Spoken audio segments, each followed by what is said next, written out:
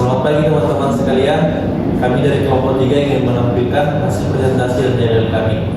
Nah, sebelumnya perkenalkan, nama saya Joseph Sijabat sebagai moderator sekaligus menjadi materi keempat.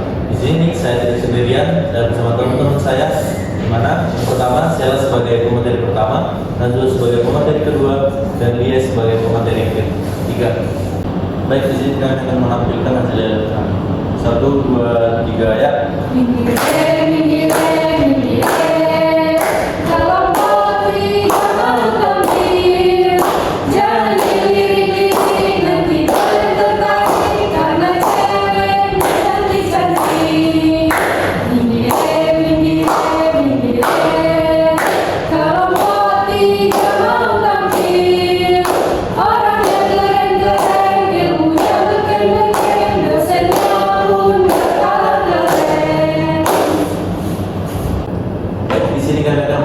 Menampilkan hasil presentasi kami yang berjudul tentang desain pembelajaran. Next.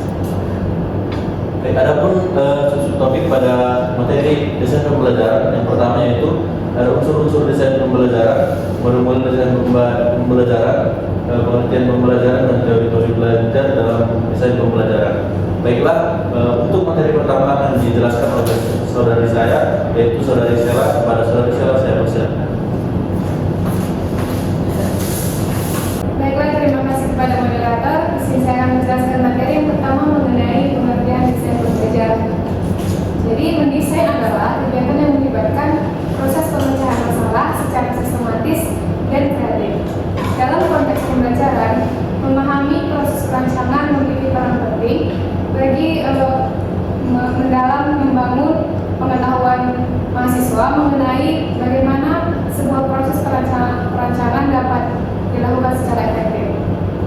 Nah, desain pembelajaran dapat diartikan dari berbagai sudut pandang, yaitu sebagai disiplin, ilmu, sistem, dan proses. Yang pertama, sebagai disiplin, desain pembelajaran membahas mengenai penelitian dan teori tentang strategi dan proses pembelajaran serta pelaksanaan pembelajaran. Nah, sebagai ilmu, desain pembelajaran adalah ilmu yang menciptakan spesifikasi pengembangan, pelaksanaan, penilaian, dan pengelolaan situasi yang memberikan pelayanan pembelajaran dalam skala makro dan mikro untuk berbagai mata pelajaran pada berbagai tingkatan kompleksitas. Kemudian secara desain pembelajaran sebagai sistem. Desain pembelajaran sebagai sistem adalah pengembangan sistem pembelajaran dan sistem pelaksanaannya untuk meningkatkan kualitas mutu belajar. Dan yang terakhir, desain pembelajaran sebagai proses. Desain pembelajaran sebagai proses itu adalah pengembangan pengajaran secara sistematik yang menggunakan teori-teori pembelajaran untuk meningkatkan dan menjamin kualitas pembelajaran. Nah, dengan demikian dapat disimpulkan bahwa desain pembelajaran adalah praktik penyusunan media teknologi komunikasi dan besi untuk membantu proses terjadi transfer pengetahuan antara guru dengan peserta didik. Proses ini meliputi penentuan status awal dari pemahaman peserta didik, perumusan tujuan pembelajaran, dan merancang perlakuan berbasis media untuk membantu terjadinya transisi. Sekian materi dari saya kembalikan kepada moderator. Baik, terima kasih kepada saudari Sela atas pemaparan materinya. Materi yang selanjutnya akan disampaikan oleh saudari Najwa. Kepada saudari Najwa saya persilakan.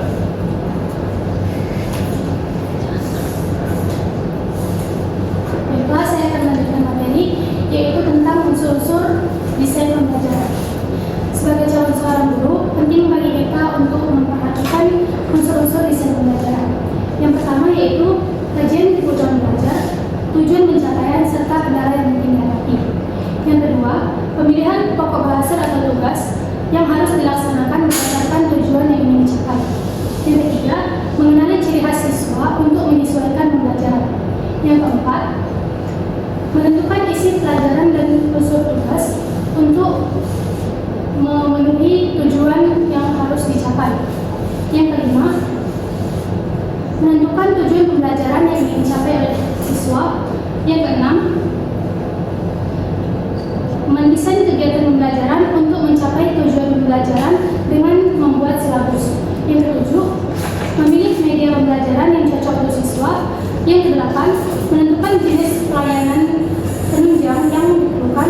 Yang kesembilan, menentukan jenis evaluasi hasil pembelajaran siswa. Dan yang terakhir, memberikan ujian kepada siswa sebagai acuan pembelajaran selanjutnya. Sekian pemaparan materi saya kembalikan kepada Ibu. Baik, terima kasih kepada saudara Najwa atas pemaparan materinya. Materi yang selanjutnya tentang teori belajar dalam sistem pembelajaran akan dijelaskan oleh saudara Lia. Kepada saudara Lia, saya persilakan. Baik, selanjutnya yaitu teori-teori belajar dalam desain pembelajaran. Yang pertama ada teori behaviorisme. Dalam teori behaviorisme ini dikira sebagai kotak hitam. Nah, jadi dalam kehidupan sehari-hari kita mengenal dalam pesawat terbang itu kan ada dua kotak hitamnya. Kotak hitam ini sebagai yang menyimpan data-data selama penerbangan. Jadi kotak hitam ini penting. Kalau dalam teori behaviorisme ini, pikiran itu dipandang sebagai kotak hitam. Jadi pikiran itu yang menyimpan semua data-data kita selama proses belajar mengajar itu. Jadi pikiran ini sebagai pusatnya dalam proses belajar mengajar. Yang kedua yaitu teori kognitivisme.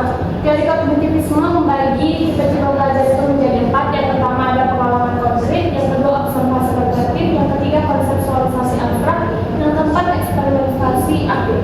Kalau pengalaman konkret ini pembelajarannya memberikan contoh khusus di mana mereka bisa terlibat dan mereka berhubungan dengan teman-temannya dan bukan dengan orang-orang dalam otoritas tertentu. Kalau pembelajar tipe observasi reflektif suka mengobservasi dengan kritis sebelum melakukan tindakan.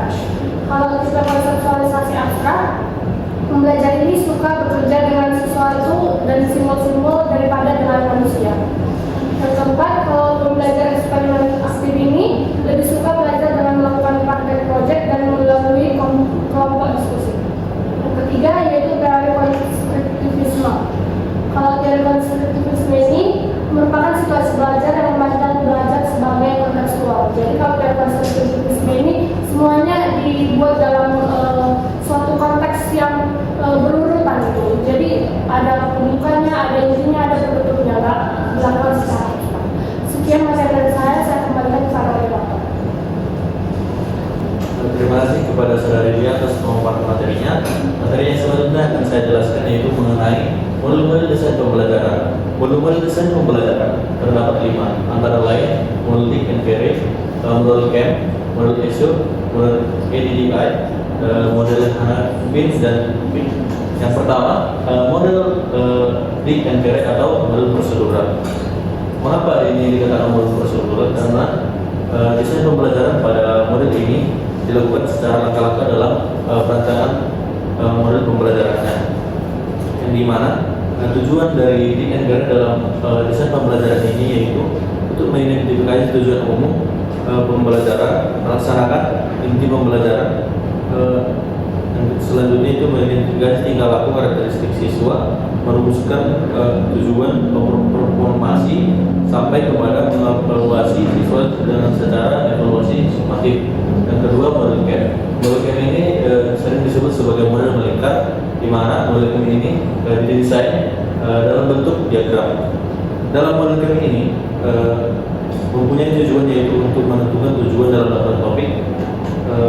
Yang kedua menganalisis karakteristik pelajar. Selanjutnya itu menetapkan tujuan pembelajaran yang ingin dicapai, pengembangan penilaian atau penilaian awal, dan selanjutnya memilih aktivitas pembelajaran dan sumber pembelajaran yang diinginkan, dan selanjutnya koordinasi dukungan pelayanan atau sarana prasarana sampai kepada mengevaluasi pembelajaran siswa dan syarat mereka menyelesaikan apa yang ingin mereka capai.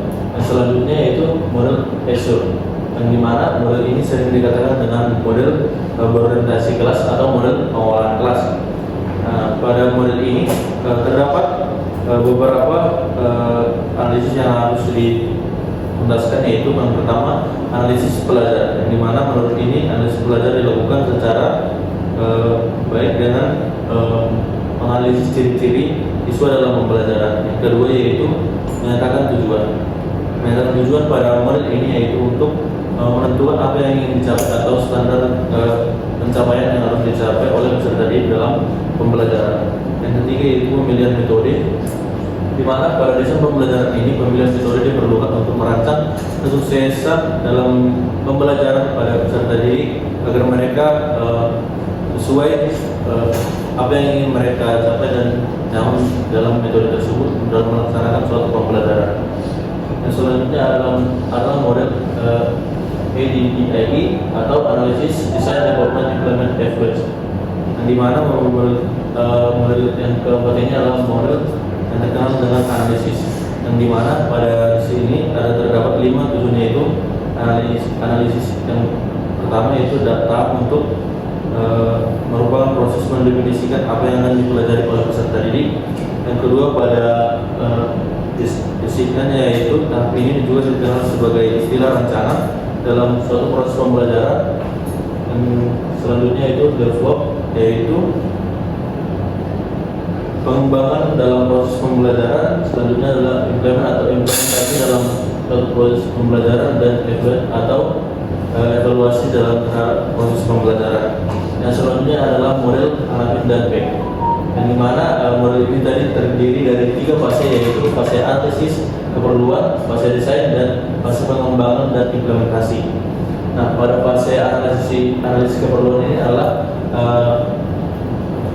fase yang dimana kita menganalisis apa yang harus diperlukan oleh peserta didik. Sebagai contoh yaitu berupa sarana prasarana dan lain sebagainya. Nah, fase desain adalah fase di mana kita merancang bagaimana baiknya atau pemilihan metode pembelajaran yang harus diterapkan kepada peserta didik agar peserta didik dapat melaksanakan pembelajaran dengan baik dan sukses. Nah, selanjutnya adalah fase pengembangan dan implementasi.